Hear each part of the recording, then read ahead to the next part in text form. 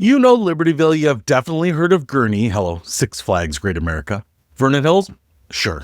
But there's a tiny city tucked between Waukegan and Gurnee that most Lake County residents have absolutely no clue exists. Park City, Illinois. Just over 1 square mile, and the population is only around 7,800 people. It has one of the most fascinating, scrappy, and honestly pretty gutsy origin stories in Illinois history.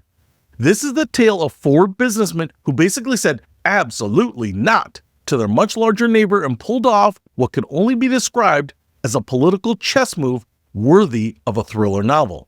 So, buckle up because we're diving into a story of how mobile home park owners outmaneuvered an entire city government, created their own municipality literally overnight, and established what was probably the first and maybe only city in Illinois whose housing stock was almost entirely mobile homes.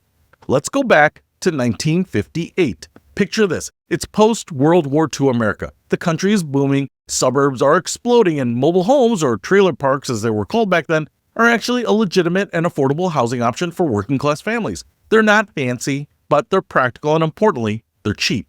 Just west of Waukegan, in what was basically rolling wooded countryside, 4 mobile home parks had sprung up. We're talking about roughly 1,200 mobile homes total, filled with families who wanted that rural country lifestyle without the sky-high costs of traditional housing. The 4 men who owned these parks were Joseph Kumstent, Gene Palmieri, Francis Murphy, and Gus Teskey. Regular businessmen running their mobile home communities. Life was good and life was simple. But then Waukegan decided it wanted their land. Now here's the thing about municipal annexation. Cities can and do annex unincorporated land that borders them. It's actually pretty common. The city expands its boundaries, increases its tax base, and theoretically provides more services to the newly annexed residents. But there's a catch. When Waukegan annexed land, they also had the power to rezone it. And guess what Waukegan planned to do? They planned to rezone these mobile home parks right out of existence. Think about that for a second. You've got 1,200 families living in these parks, and the neighboring city is essentially saying, we're taking over, and by the way, your housing is no longer allowed here. That's not just a business problem, that's an existential threat to an entire community. But what did these 4 founding fathers, and yes, that's what they're actually called, do? They went nuclear, politically nuclear. They hired a Chicago lawyer who quietly, and I mean very quietly, filed a court motion to hold a referendum on incorporation. They didn't make a big announcement. They didn't hold any town halls. They moved fast and they moved strategically. On January 25th, 1958, residents of these 4 mobile home parks went to the polls. The vote, 331 in favor of incorporating it as their own city, 58 against. Park City, Illinois was born. In Waukegan, they never saw it coming.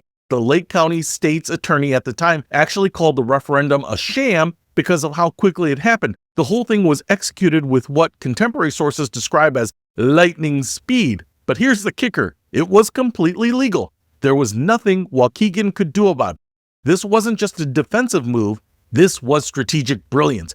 By incorporating, these mobile home park owners accomplished something unprecedented. They created a city where the entire housing stock, or at least 98% of it, consisted of mobile homes. That had never been done before in Illinois. Probably never been done anywhere. Gene Palmieri, who owned one of the original parks, became Park City's first mayor. And he wasn't shy about the city's identity. He literally called it the city on wheels. Can you imagine? Your city slogan is basically, we're all mobile homes and we're proud of it. Now, let's talk about what made Park City really interesting in those days, because this place was wild. Mobile homes weren't the only unique feature. Park City had something else going for it. Lenient liquor license laws. Bars in Park City could stay open until 6 a.m., not 2 a.m. like most places, not even 4 a.m., 6 in the morning. The city had 4 nightclubs that became legendary in the area. If you wanted a late night or really early morning drink anywhere between Chicago and Milwaukee, Park City was the place to be. The city derived significant tax revenue from these establishments, which helped keep the tiny municipality financially viable. But here's where the story gets more complicated and frankly, darker. Despite being founded on the principle of keeping a community together, Park City didn't exactly embrace everyone. By the late 1970s, we're talking roughly 20 years after incorporation, a federal housing discrimination lawsuit was filed against the city. The allegations? Park City was excluding non-white residents. This wasn't unique to Park City. Housing discrimination was rampant across America during this period, but it's still a significant black mark on the city's history.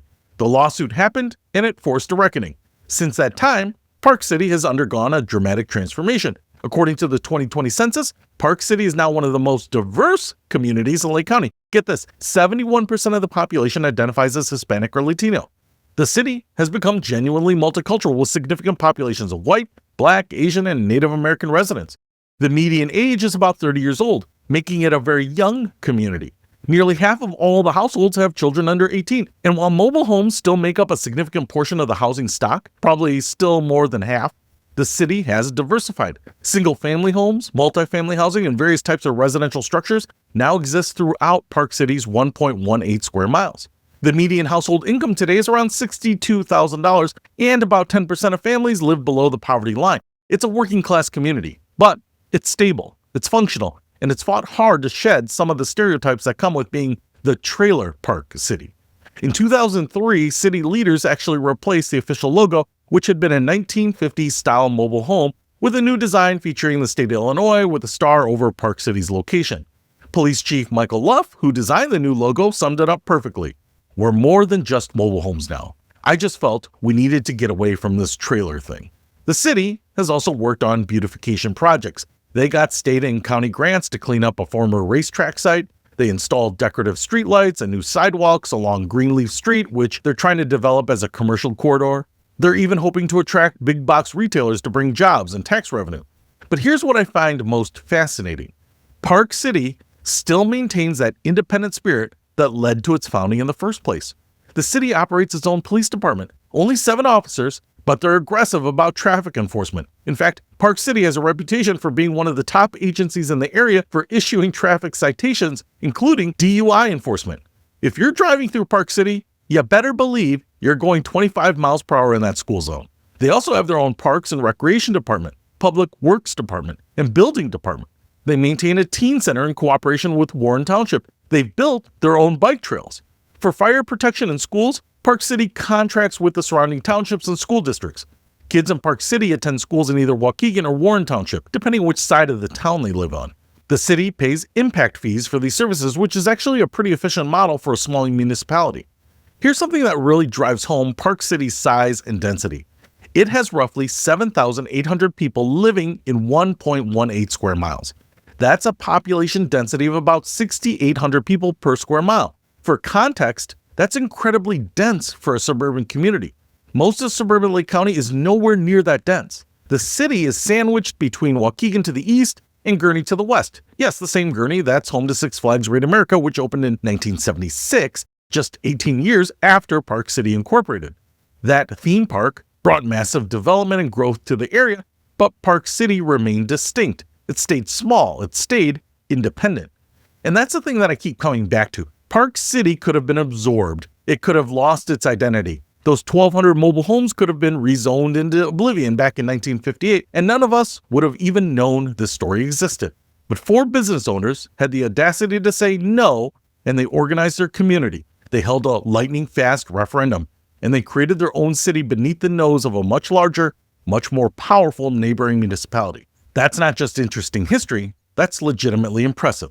Sure, Park City has had its challenges. The housing discrimination lawsuit is a serious stain on its record. The reputation as a trailer park city has been hard to shake. And being so small and so dense creates its own set of infrastructure and planning challenges. But Park City survived.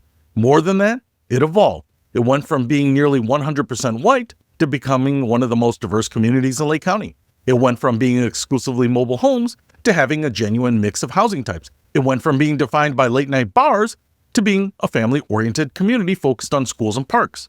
The city even has a Columbia College of Missouri branch campus, which opened in the late 1990s. Education, community services, cultural diversity, these are things defining Park City now. So here's my takeaway. Most Lake County residents drive past Park City on their way to Six Flags and never give it a second thought. They've never even heard of it. They don't know it exists. But Park City represents something uniquely American. The idea that a community, even a small one, even one that society might look down on, has the right to determine its own future. Those 4 mobile home park owners weren't trying to build a utopia. They were trying to protect their businesses and their residents from being steamrolled by a larger entity. And you know what? They succeeded. 66 years later, Park City is still there, still independent, still making its own decisions, still writing its own story. Dreaming of Disney but worried about the cost? Meet Just the Essential Disney Hacks. This compact guide is your ticket to a magical vacation without the villainous price tag. Learn insider tips on saving money on everything from tickets to meals. Discover how to maximize fun while minimizing your expenses. Don't let budget fears keep you from creating unforgettable family memories. Get Just the Essential Disney Hacks today and start planning the Disney trip you've always wanted at a price you can afford.